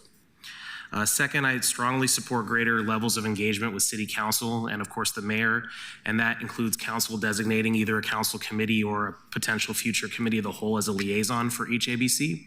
I want to note that this will require having more support, specifically time in council committees. Speaking as a co-chair of the Community and Public Safety Committee specifically, we're running out of time most times just with the volume of issues, and we'd love to be able to give volunteers enough time for meaningful engagement at committee so that it's not just a box checking exercise. Did we bring you in once a year or something like that? One of the most important innovations is the 4-year cycle of review. This is similar to best practices for review, ranging from the biannual review of directives at the Portland Police Bureau all the way to the Universal Periodic Review at the United Nations for Human Rights. I would love to see council involvement in review of council-created bodies rather than just having the mayor's side do the review alone. But on the whole, I do strongly support this, and I think relatedly, we should go further in limiting creation authority to just the mayor, council, or city administrator to help with that. And finally, I want to make sure we're also thinking about volunteer wellness. This includes some obvious things that relate to some of the previous topics, like allowing for more than $500 in stipends per year, not going back to the same people for multiple volunteer roles, but expanding the pool. It includes that communication between the mayor and council so that the folks that are appointed by the mayor for council confirmation are likelier to be appointed and meet council's desired goals for the committee. But most of all, I want to highlight that some staff liaisons to ABCs have been trying for a few years to get support from BHR for protections for volunteers from conduct issues. And I want to bring that work back to the forefront. It's really important, and it would be very helpful to have BHR take more of a leadership role in it. And although I didn't prepare this, I did want to co-sign everything Julia said in response to Councilor Dunphy's question about scope of work and clarity at the time of creation or scope modification. I can speak more to the police oversight specific part of that offline, but I think in a general sense, clarity is so important by the creating authority. And relatedly, I do also wanted to highlight the default sunset in the code. Ideally, I'd like to see something like a 4-year, unless superseded by the individual body's creation document or authorization from mayor or council. So that's 4 years unless superseded as this is ongoing, or some other length of time, potentially a shorter time as well. And so I'll leave it at that. I don't know if I hit 3 minutes, Counselor, but I will, I'd happy to continue the discussion at any point, of course. Thank you. Thank you so much. Really appreciate you being here. Diana, do we have public testimony signed up today? Yes, we have 2 people signed up. First is Terry Harris, followed by Jose Gamero Georgeson. You can both come up to the testimony table, and Terry, you can start whenever you're ready. Thanks for being here, both of you. Okay, thank you. I appreciate the opportunity, as always, to testify. I have some general comments, some specific comments, some collateral comments, some of which I guess I will save for the listening sessions, but some of this is just for y'all. This is really important work. It was part of the transition stuff that GTAC didn't really quite get to, and that the council is kind of getting too late. But although this has been sort of a low priority thing, I think the benefits of a healthy advisory body system are going to pay dividends into the future. And the report shows that. I think it talks about that. I have strong support for the nuts and bolts of the enhancements and restructuring. I appreciate the benefits of standardizations and best practices, and there are lots of room for that. However, I will say that with respect to the shared understanding and shared expectations, some of that is going to be universal through the entire system, and some of it is going to be very specific to purpose. The purpose thing, if there's one emphasis that I could make, that would be it. The GTAC example, maybe Jose will talk about it, but GTAC had a couple of different purposes and a couple of different reporting structures, and I think GTAC kind of would have had 2 different memberships if you addressed those 2 purposes at the same time. Anyway, I have some concerns with the recruitment and appointment parts, and I'm just going to blurt them out. You need to be careful that these ABCs are not self-perpetuating. They need to serve the city's purpose and the purpose of the person who you're advising, person or entity that you're advising. If it's just the entity rolling over and picking its own members, that's not healthy. Beware too much policy staff involvement in the recruitment and supervision. Beware the lack of involvement by the specific person or entity being invited in the recruitment and selection. Beware over constraints on representation on the bodies or the reserved seats. Acknowledge that representation is multidimensional. So allow for flexibility in intersectional representation and allow for flexibility for deeper and broader expertise, especially in the policy, oversight, and technical stuff. And the other 3 minutes, I'll give you some other time. Thank you, Mr. Harris. I would love to follow up with you and hear Yeah. the rest of your thoughts. I bet. Hello, Jose Gamero Georgeson, he, male pronouns. I'm from District 1. And first, I do also want to thank Julia and Amanda and Ocean and the whole extended staff of the people that worked on this. This feels like we've needed this for a long time, and I'm finally seeing substantial work done on this, so I could see hope and of it being implemented, not just talked about. So I do appreciate that. As Terry alluded, I previously served on GTAC as well. I was the last co-chair, so I'm sure I've seen you all before. I've been here talking about GTAC, and we didn't spend too much time on this, but we did recommend that this work be done. So it is nice, even though GTAC is no longer around, to see that the work we've done didn't just die with us, that it continues to be worked on and talked about and improving the city because that's why we did it. Ultimately, we did that work because we wanted our city to be better. We did a lot of research about why we made this recommendation, but the biggest thing for us was our own experiences with what we heard from people in advisory bodies, including our own. We had people quit GTAC because they didn't understand the purpose, and they were always getting the runaround, and then they quit and they flat out said, I thought I was gonna be able to help with this, and we can't. We're being told we're not allowed to talk about it at all. So because there was no clarity and purpose when they came in, we lost them. I heard from other advisory bodies, people like, it feels like we just rubber stamp whatever comes our way, and there's no actual way for us to do anything good. The problem with that is you have people like me and Terry who will be here no matter what. We go through these problems, but we put up with them and we move on, and you see us again in some other body or some other way of service. We're losing the people who do it for the first time, and then they're having those issues, and they don't come back. And that's a problem, because then we have this silo of the same people always being the ones that are sharing their ideas.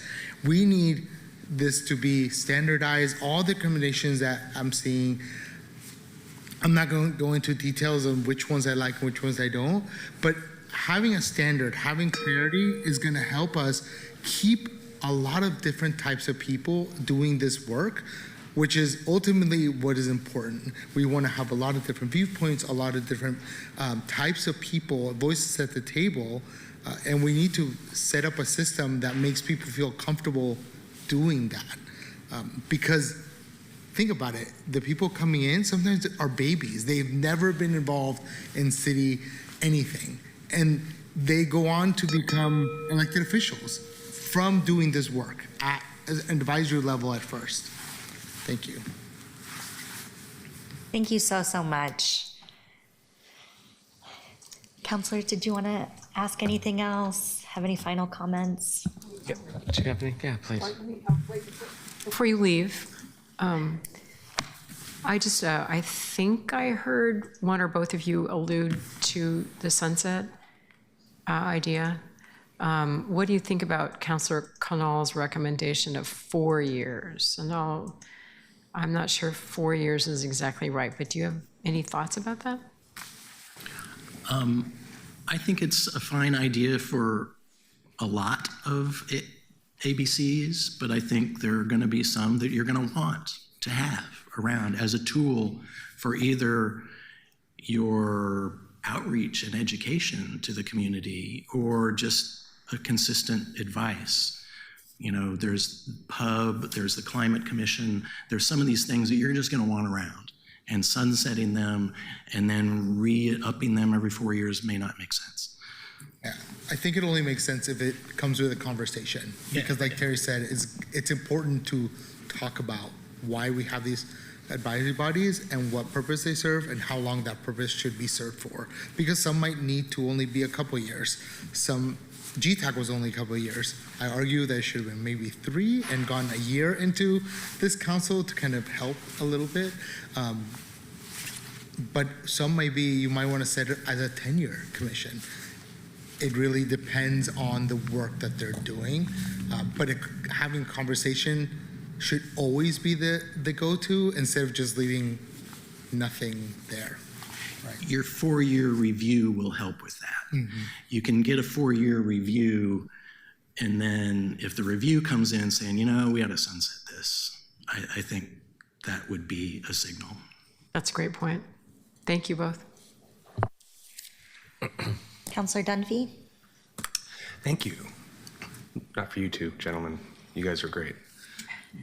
I had a couple of brief thoughts about just sort of broadly that I want to flag out there. Specifically, a restriction around elected officials being on boards or political candidates for other office. I think that in general that seems like a really good rule, but on my side of town, on District 1, there are only so many people. And a lot of the times, the folks who are going to be the ones who are most energetic about joining an advisory body about filling potholes are also already a school board member or right, or are on the East Portland or East Multnomah Soil and Water Conservation District. That work isn't going to detract from their ability, but I shouldn't be on the Planning Commission, right?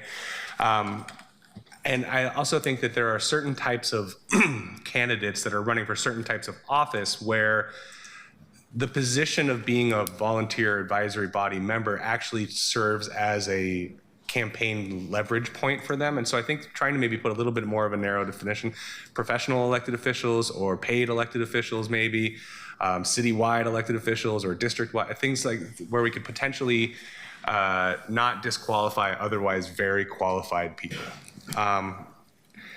I take every opportunity I can in this room to talk about making sure that District 1 has a seat at the table. But as I think Terry was saying, I believe it was Terry who said it, I don't think that there should ever be a requirement that there's a District 1 representative on every board. But I am interested to understand how your team and how the city more broadly is actively trying to build the pool of members from east of I-205. I know for a fact, for example, some of my friends in District 1 are on 9 different advisory bodies because there are just that few number of people in District 1 who are willing to stand up and raise their hand. So I'm really interested in ongoing recruitment efforts and how we are trying to build that pool and show people what that looks like. And to that end, and responding to what Jose said, staff support for these individuals, treating them with the same sort of resources that an employee might have if they are dealing with what would be an HR complaint, for example, or harassment or public records, and really driving home that they understand, hey, if you sign up for this, your emails suddenly might become a public record, and what all of that entails. Those are my only last 3 just notes. Otherwise, I think this is phenomenal, and thank you guys for really driving this home. I was in City Hall when Commissioner Fish attempted to do some wrangling of the boards and commissions. It was a noble effort that didn't go nearly far enough, and y'all are bringing it home. So thank you very much. Thank you, colleagues. Thank you to everyone that was here. Oh, yeah, and Councilor Ryan, go ahead. Yeah, it's real quick. As we're continuing to improve this, what I found in my career is that often organizations don't resource the importance of governance boards and advisory commissions, and that it's responsible for the cities, even when the council has policy that says they want to add a new one, that we follow through with what the resources look like for that. And so this body, old, new, I think has a pattern of not thinking about that when we do policy. And I believe it should be part of the discipline. And I've experienced that a couple of times of late, and I'm concerned about that. So I feel like we're adding to the problem if we're not resourcing a new commission that we ask the enterprise, the city to do. Thanks. Thank you so much. This is very exciting. Thank you to the folks who came to come testify. Thank you to our colleague, Councilor Canal, who came and shared his thoughts, and for volunteering to be in that group where you get to hear what some different staff members are saying from the different service areas. Thank you for volunteering your time. And yeah, it was great to hear your perspective. I heard you say, just to clarify, what I heard you say too is that it's important to have the entities specify what the length of time would be.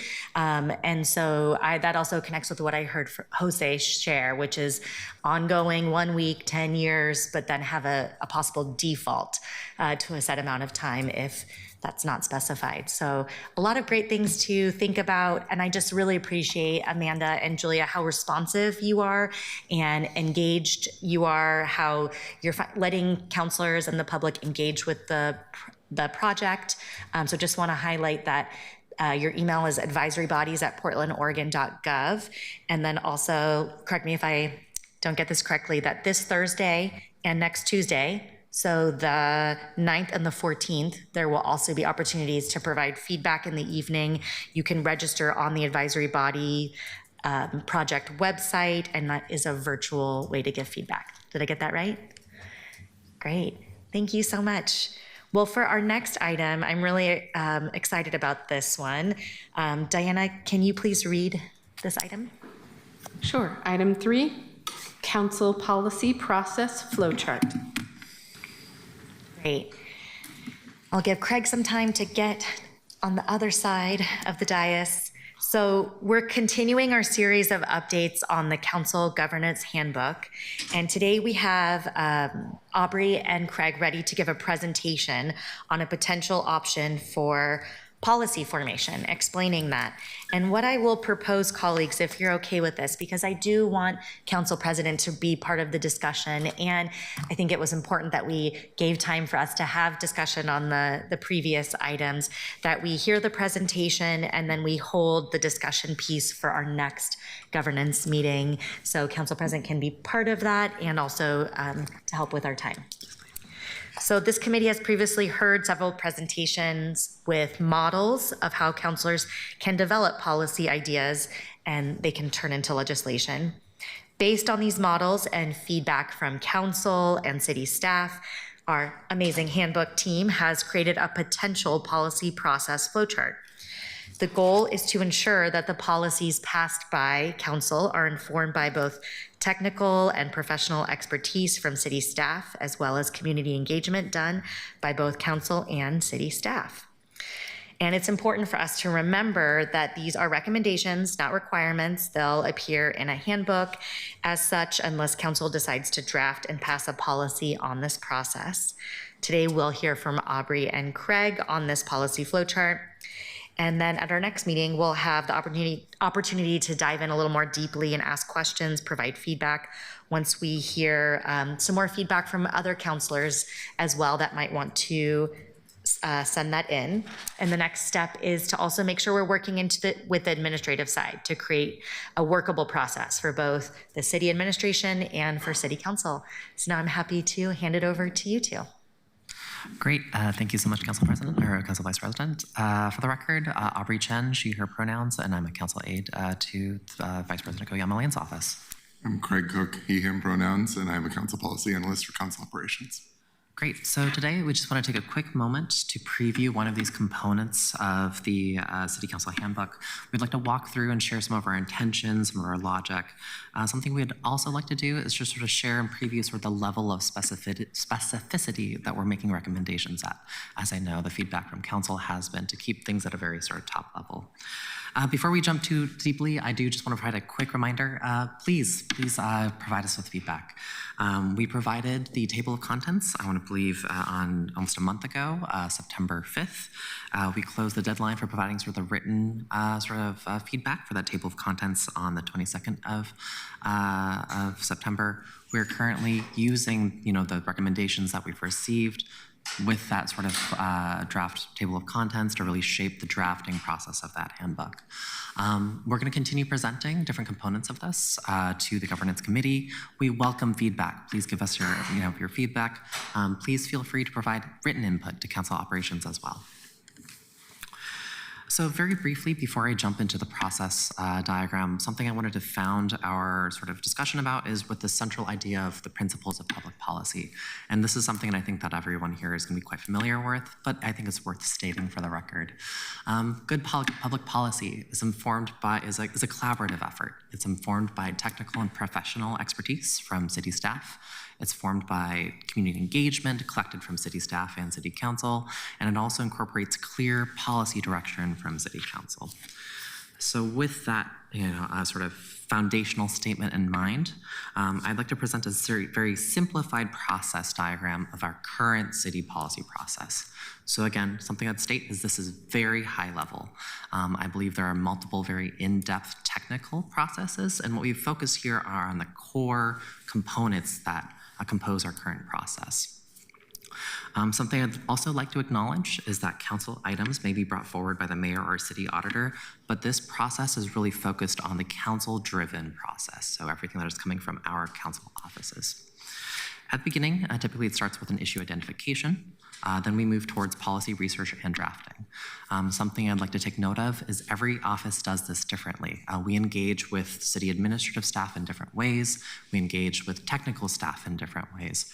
Right now, all of our offices are sort of pursuing this research phase and the different processes involved in different types of ways. After a proposal or a policy is sort of researched and drafted, typically it moves to technical review, where the city attorney, council clerk, budget office, and sometimes city administration is involved with the review of that proposal. It then goes through our policy referral process, which is codified in 3.02, and where it's therefore referred to different committees, and then proposed and presented eventually at a council meeting for final deliberation and vote. So something I'd like to take note of is the handbook is intended not only to outline current processes, but to also highlight some of the issues or challenges that we're facing with current processes before we move on to recommendations. Something that we've heard from feedback through this process is that there's several challenges with the way things are right now. On the city council side, something that we would like to acknowledge is that sometimes council staff or city council office staff are frustrated with the different processes for engaging and getting access to city professional and technical expertise. Right now, there's a lot of different processes, like are you allowed to email a staff member directly? How do I know I've reached out to the appropriate staff member? Is it okay to ask for, maybe 5, 10, 20, 30 hours of work? What are the appropriate processes for getting that access to that technical professional expertise?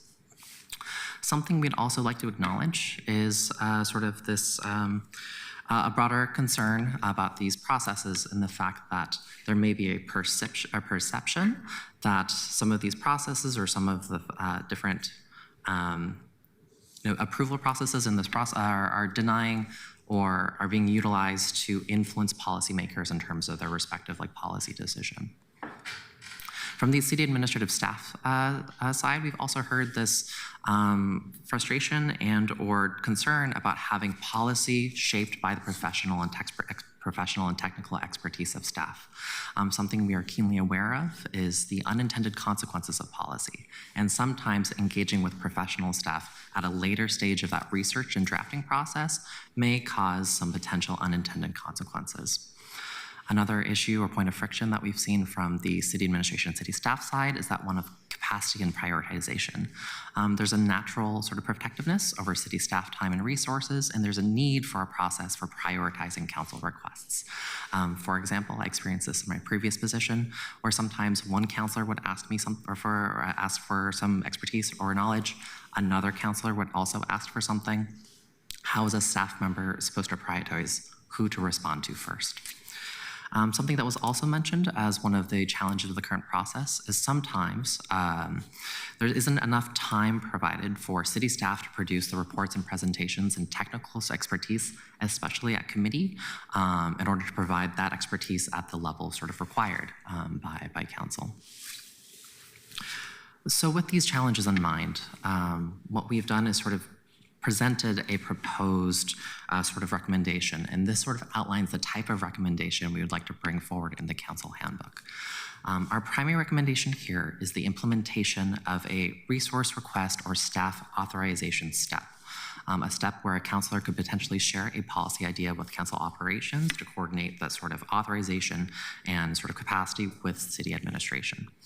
Something we'd like to acknowledge is that this process would have to be negotiated between city council and the city administration to really determine how an issue should be prioritized, and also to give permission for subject matter experts to engage directly with city council. Again, the intent here is to provide a general recommendation. We'd like to not be overly prescriptive in what that process for gaining staff authorization or the process for requesting that resource. However, we'd like to acknowledge that this process or this step could be something that could address some of the challenges or frictions that we're seeing with the current policy process. I also like to acknowledge that these recommendations, there's numerous other items for consideration when it comes to these different types of processes. Namely, we're currently in the midst of a new city administrator search, right? Whatever process that we determine, if council agrees that this is a recommendation they'd like to take, would have to be negotiated between the city administration and city council in order to come to an agreement that works for all parties. Something we would also like to address is the issue of ownership of policy proposals. Something that we'd like to do is make sure our process ensures that there's respect for ideas and projects initiated by individual councilors.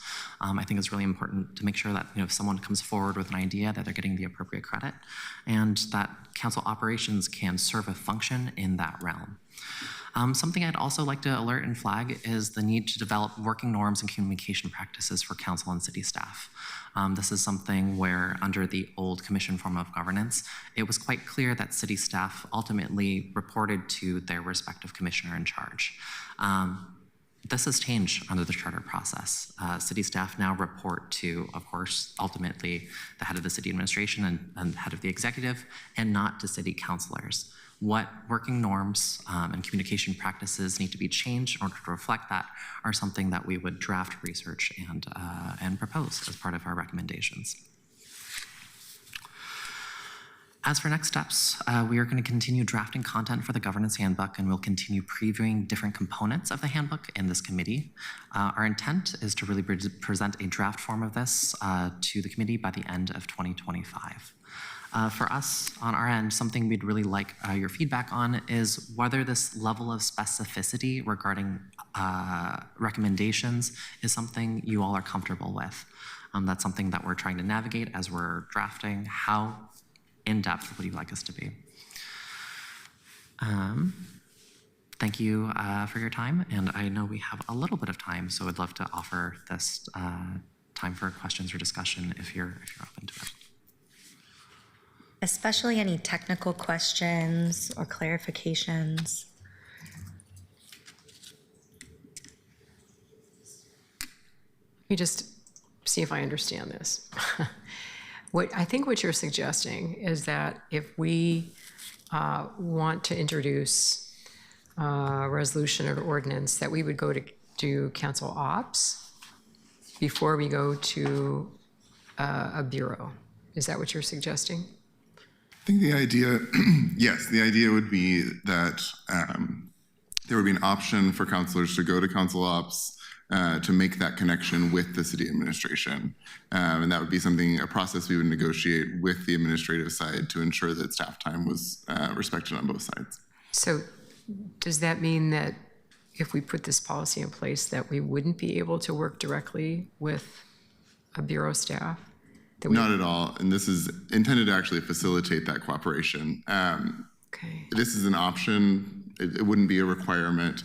It's intended to make sure that folks are connected to the right people, and that folks have, sort of appropriate levels of authorization from the city administration. I think one of the concerns that we've heard is that sometimes folks in the service areas are not always aware of the cooperation that's happening between councilors and staff in bureaus.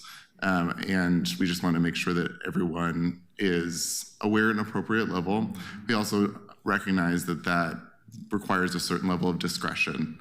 So the same level of discretion, when councilors communicate with council ops, those communications are held privately between those offices. We would need to negotiate that process as well with the administrative side to ensure that those communications were also held in confidence.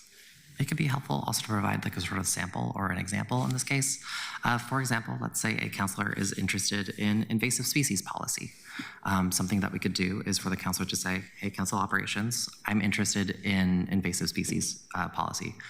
Who should I be talking to within the city administration? I think we may need about maybe, let's say, 10 hours of time just to get updated on current policies and what's going on.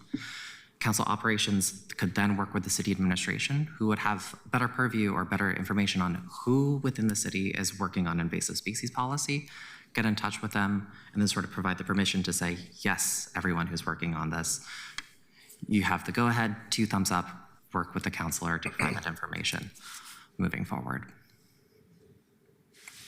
Thank you.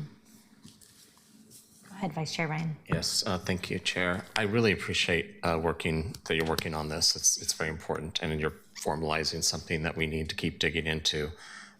Clearly, we're trying to develop legislative that we don't want to create more bottlenecks. We don't want to do duplicate work. We don't want to be burdensome to the city bureaus. And there's frustrations all around, which are 1, because it's new, and 2, because it's new, and 3, because we're all trying to learn how to do this. So I think we should not beat ourselves up, but know that we want to keep getting better. And that's the tone I'm hearing right now. So thanks. I'm a big advocate in learning from others. We have a lot of others to learn from in this space. And I wasn't sure if I heard a lot about that. We did have some intelligence that went to a city that has so many comparables to us right now on many levels. That's Minneapolis, to meet, and they went to meet with city and community leaders to find out best practices for their implementation of new government structures from a few years ago. And they are similarly structured now to us. No one was similarly structured to us just a year ago, but they are now. And one of their focus topics was how to move legislation in this similarly organized organization called the City of Minneapolis. And they, like us, have a real commitment to public involvement in their legislative process. Where the pinch points were, which you probably won't be surprised about, and they are for us now, around how and when to involve operational departments in the process. So I do think that will constantly be something we have to keep learning about.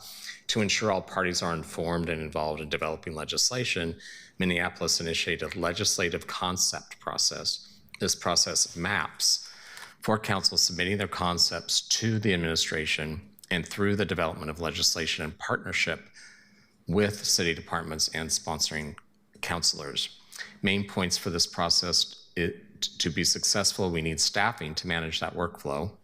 I know this is something that you're bringing to us to discuss, and it's critical to figure out where this responsibility lies. It seems like it would be most successful for a tight partnership between, as you were kind of mentioning, Craig, the city administrator's office and council ops. So I think follow-up question is, are you aware that the city of Minneapolis would be a smart place to do some dialogue with? And are you going to tell me you're already on that? Thank you, Councilor Ryan. The answer is yes. We looked at best practices from a number of cities, including Minneapolis. We also looked at best practices from ICMA, which is the international, please forgive me, I forget what the letters always stand for. I think it's the International City Managers Association. Thank you. Thank you. In terms of their best practices and documents, we've looked at a number of the member cities and the different recommendations of handbooks in those documents as well. So perhaps there'll be some sharing of the who. It's one thing to look at websites, but it's so much better when you get into dialogue and get some of those folks on speed dial that have done that work. I do have one specific question. In the presentation, your slide challenges with current processes. Can you explain what is meant by this listed as city council challenge? Quote, political influence. City council offices are concerned city administrative leadership are denying access to professional expertise to influence policymakers. Yes, thank you for that clarifying question.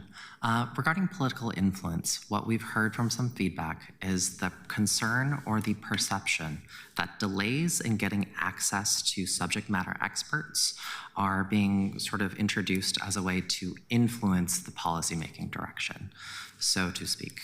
Again, I cannot confirm this, but it is a perception that we are concerned about and are keenly aware of. It's the idea that we might slow down your access to a specific subject matter expert because we don't necessarily agree with maybe a potential policy direction that a counselor is moving forward with. Craig, do you have anything to add to that?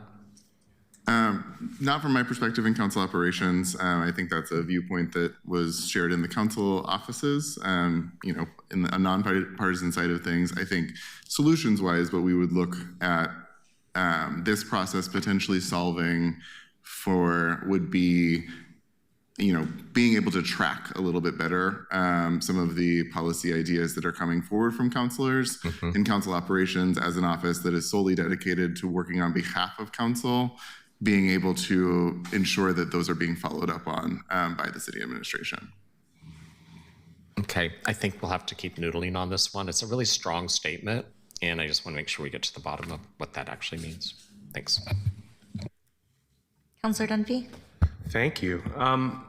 I'm struggling with this a little bit. This chart, thank you. Because it feels like it is trying to get to the root of solving some of what are our dumbest problems in this building, but it feels like we're sort of introducing some of the dumbest solutions that the state legislature has. Specifically, Craig, you obviously are incredibly capable and I've not seen a single ball get dropped, but you don't work for me. And I can't direct you to do anything. And if I have a whole lot of, urgency around a niche policy that is only happening in my district and it's only me giving a shit about it, I can't make you move it to the top of your list. Similarly, I don't know that you or anyone from Council Ops is in a position to pound their fist on a desk and demand that somebody from, PBOT respond in a timely manner in a way that an elected official or their staff can sort of pound their fist on a desk in a different way. So I worry about this. I think we obviously need to do something in here to try and rationalize this and bring things in. But I also just want to be cautious that some of the biggest challenges I've seen, for example, specifically in Salem, is getting a draft back of policy that you submitted your legislative concept to, and then getting language back, and then spending the next 6 months trying to fix the language. So I think I don't have a specific request. I'm just voicing that I think that there's a little bit of tricky, and I think we're almost there, but I think Councilor Ryan's right. I think we got to keep massaging this a little bit, because I think there are some spots where I could see delay, or inertia getting in the way of policy. Thank you for that feedback, Councilor Dunphy. Something I wanted to add is we recognize that concern. One of the issues that we've heard is whether, if we have one counselor from District 1 asking for a priority, a project, something done in District 1, and we have another counselor in District 2 who has another priority project in District 2, who should we prioritize, or how should that prioritization happen? In a very simple way, it's who should I respond to in that email first? That's something that we don't have clear guidance on how to do so.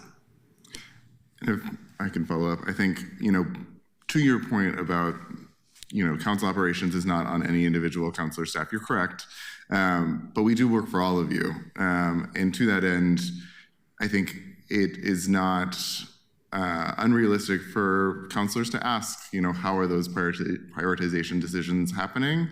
So I think as we develop this further, being transparent about how that happens is really important. I also think, to your point about absolutely acknowledge that an elected official weighing in can cause action to happen more quickly on the administrative side.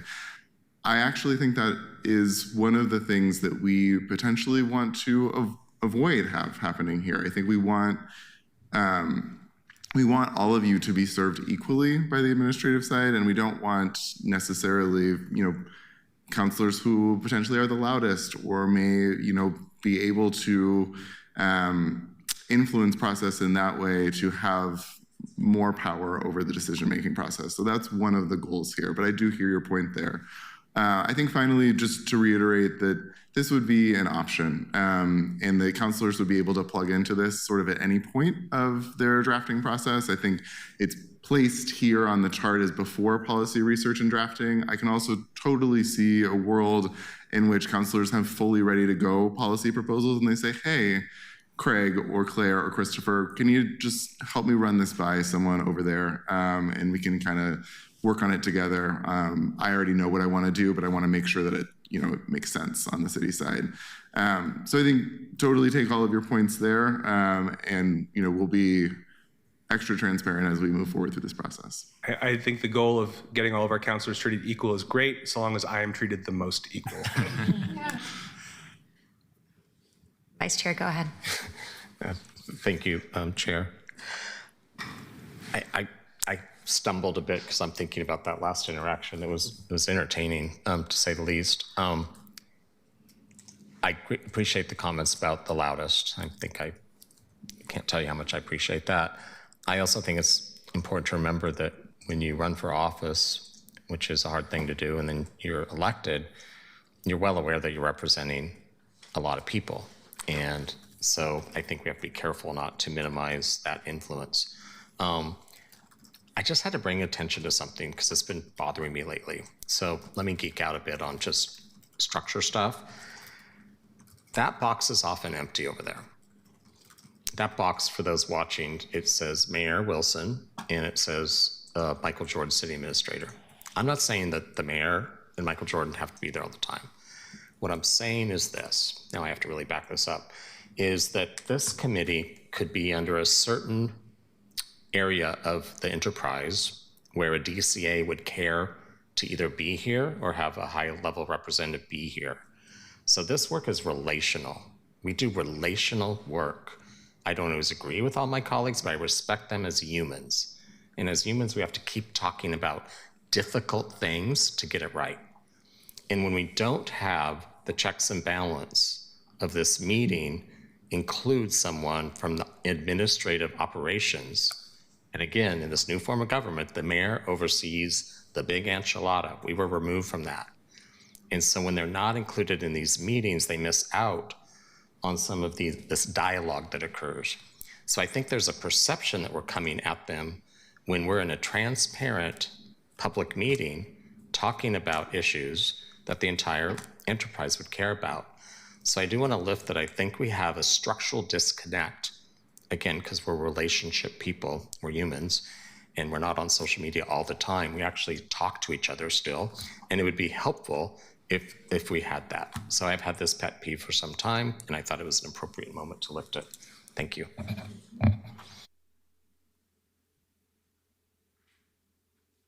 Councillor Canal, I wanted to invite you up if you wanted to share a question or thoughts. I know you took the time to be here.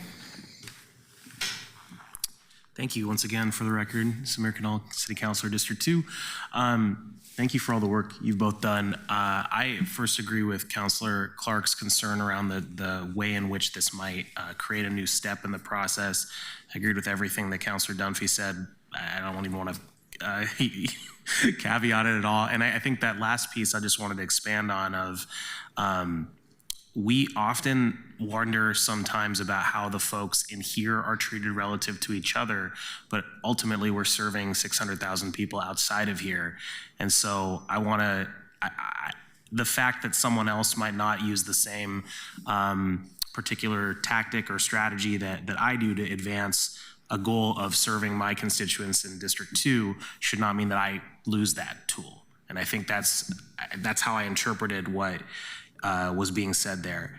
And the last piece, I really wanted to appreciate the comment around, in the slides around political influence. I can confirm the perception. I'll say that much for myself personally. I have felt that way. And I think that it's really valuable. I don't think I'm the only one who said it, but I think it's really valuable to daylight it. And I appreciate the honesty and bluntness, which is, I know, something Councilor Ryan talks about a lot. Let's just talk about the thing. And this is definitely a thing. It's not, you had 5 things on the slide, and I think it's really important to get through all of those. And I'm concerned that a step that would, thank you. I'm concerned that a step that would force us to display before something is ready what it is that we're working on is going to only create unnecessary heartache for those who might not know how to interpret something that's vague enough to be at the bullet point level and not yet at the text level, based off of what they think of a counselor's goals or direction might be. So I just wanted to flag that as well. I understand that's an option, though, so I appreciate it. Thank you, Madam Vice President. I know we've kind of gone into discussion a little bit, and I think that's okay. Council President will watch this, and we can talk more about it later. I am wondering for my colleagues if you believe that the challenges on slide 5, if those seem representative of what you have experienced and what you've heard. I'll say I'm in meetings with Council President, with city administration, with the mayor, and I am hearing that these are big concerns. And in this new form of government, it is different now because the city staff are under him. So from what I understand, he could put in whatever process we want with our access to his staff, right? And what I'm hearing is him asking us to figure out what process could there be, who can do the traffic controlling. And so I think what I'm seeing here is an offer, an idea that council operations could serve that role a little bit, doing some of the traffic controlling. And I think if we all agree that we do have some challenges, I encourage us all to come back at our next meeting and think about what are some other options. And I appreciated when Craig brought up that, this is a draft, and I even wrote here, could there be a policy research and drafting, if you can go to the next slide, step, but part 1 and part 2, that you can do some of that before, engaging and asking for official support from the mayor's staff. And that is an option too. I guess you don't have to collaborate with the executive side for a new policy. You don't have to even get the mayor's support necessarily. But yeah, in my little draft here, I wrote before that light blue, policy research and drafting part 1, and then right after it, policy research and drafting part 2. So yeah, I guess I welcome if you also see some of these challenges for us to come with some other ideas. And I think at our next meeting too, a question I would have is if this came from research from other cities, what are some different ways cities do this? And if there are some other options we can look at. Councilor Dunphy? Well, that just, it occurred to me that as you were saying exactly that there are two sort of specific things that I think council ops may actually be able to be really helpful with. First is, my experience has been that people, especially very busy bureaucrats, are often better suited by reacting to something than to giving them a rough couple of bullet points and asking them to draft something from scratch. And similarly, I love not reinventing the wheel and finding out what the best practices are elsewhere. Do you think that is sort of something that you are envisioning here within this light blue box, that prior to policy research and drafting, that you are sort of a clearinghouse, not only between as the Venn diagram between the political side and the administrative side, but also templates or good ideas or good examples of what currently exists out there, or helping us get a first draft written so that the people who actually know how water works or whatever can fix it? Is that sort of the vibe? Thanks, Councilor Dunphy. Yes, absolutely. And that's a service that we are already happy to provide. We do sort of on-demand policy research, development, analysis, as needed and as requested by council staff at any point of the process. So whether that's early on, midway through drafting, or cleaning up at the end, we're happy to assist in any way. And I would like to continue on to the citation component of this, which is to say, yes, we will happily include all of the different or many different types of options, recommendations, as well as the corresponding cities, models that we're pulling this information from. Great. I just want to reemphasize what Councilor Dunphy said. Having a lot of experience on legislation in Salem, I ended up just having to do my own thing, because you get stuff back from legislative council, no offense, legislative council that really sucked. And so you'd have to rewrite it and go through all these different iterations to impress upon them. So I think if you have something that you can write yourself, the more you can flesh it out, the better, as opposed to asking somebody else to do it for you. But that's not always possible, I understand. And at some point, out of necessity, at least with the state agencies, you would eventually hear from them. They're going to comment on what you're trying to do to them or with them or for them. But I ended up doing just a lot of it myself, which I can foresee that happening here as well. Councilor Ryan. Yeah, thank you. Just a final point on this conversation. I do think we sometimes lean too much on Salem and not on other cities. This is local government. We're close to the operations. We bump around town and people blame us for everything because it's the water, it's the sewers, it's the response times. In Salem, they're up at a higher elevation and their accountability is not the same thing as local government. So I really hope that we lean into best practices with other cities. And I think we've, to a fault, been trying to copy too much of the model from Salem. Thanks. Thank you, colleagues. I really appreciate all of your different perspectives. I'm excited to discuss this some more and look at how other cities do this. I think right now we really are all figuring it out, and we have 12 people all doing something a little bit differently. I don't think that any of them are necessarily right or wrong, good or bad, and I think that we'll be able to figure out kind of what some guidance might be. I will say there are times where I hear the executive side saying, oh, this counselor didn't include us early enough, or this counselor is asking us to do too much. And I do sometimes think, well, but what is the expectation? When do you want them to be included? And so I think we'll be able to figure out and strike some balance where we're providing some clarity, but it's also not too rigid. Appreciate that, find that tightrope. I know that you all are very open to feedback, so please provide that. Be ready for our next meeting, and also tell your colleagues. We're all in different districts. Tell them to watch this, look at this, and provide their feedback. And then going back to talking about the advisory bodies, make sure to also tell counselors to give feedback, let your constituents know about the different ways that they can give feedback this week and next. And thank you so much. Our next meeting is Monday, October 20th. We will continue this conversation, and there are some other upcoming committee items that are in the works. All right, I want to get us out not too late, so I will adjourn this meeting of the Governance Committee. Thank you.